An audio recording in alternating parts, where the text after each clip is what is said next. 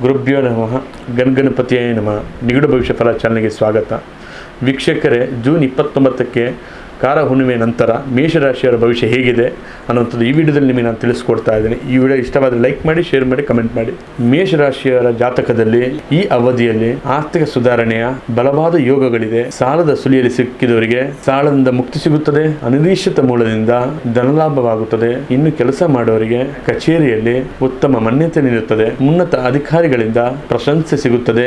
ಯಾರೆಲ್ಲ ಕೆಲಸ ಹುಡುಕ್ತಾ ಇದ್ದೀರಾ, ಅತ್ಯಾದ ಶೀಘ್ರದಲ್ಲಿ ಕೆಲಸ ಸಿಗುತ್ತದೆ. ಇನ್ನು ಯಾರೆಲ್ಲ ಪಾರ್ಟ್ನರ್ಶಿಪ್ ಬಿಸ್ನೆಸ್ ಯೋಚನೆ ಮಾಡ್ಕೊಂಡಿದ್ದೀರಾ, ಈ ಸಮಯ ಸೂಕ್ತವಾಗಿದೆ. ಕೆಲವು ಸಮಯಗಳಿಂದ ಕುಟುಂಬದಲ್ಲಿದ್ದ ಅಶಾಂತಿ ದೂರವಾಗುತ್ತದೆ.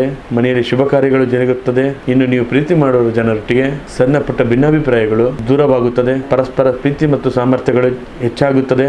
ಈ ಕಾರದ ಹುಣ್ಣಿಮೆಯ ದಿನದಂದು ಮೇಷರಾಶಿಯವರು ಲಕ್ಷ್ಮೀ ನರಸಿಂಹಸ್ವಾಮಿ ದೇವಸ್ಥಾನಕ್ಕೆ ಹೋಗಿ ದೀಪ ಹಚ್ಚಿ ಗೋಮಾತೆಗೆ ಹಸಿರು ಹುಲ್ಲನ್ನು ಅರ್ಪಿಸಿ, ನಿಮ್ಮದು ಮೇಷರಾಶಿ ಆಗಿದ್ದರೆ ಜೈ ನರಸಿಂಹಸ್ವಾಮಿ ಎಂದು ಕಮೆಂಟ್ ಮಾಡಿ. ಹಾಗೆ ಈ ವಿಡಿಯೋ ಇಷ್ಟವಾದರೆ ಲೈಕ್ ಮಾಡಿ, ಶೇರ್ ಮಾಡಿ, ಕಮೆಂಟ್ ಮಾಡಿ. ಹಾಗೆ ನಿಮ್ಮ ಜೀವನದಲ್ಲಿ ಎಂಥದೇ ಕಠಿಣ ಸಮಸ್ಯೆಗಳಿದ್ರೂ ಕೂಡ ಡಿಸ್ಪ್ಲೇ ಕಾಣ್ತಕ್ಕಂಥ ನಂಬರಿಗೆ ಕರೆ ಮಾಡಿ ಪರಿಹಾರ ಪಡೆದುಕೊಳ್ಳಿ. ಧನ್ಯವಾದಗಳು.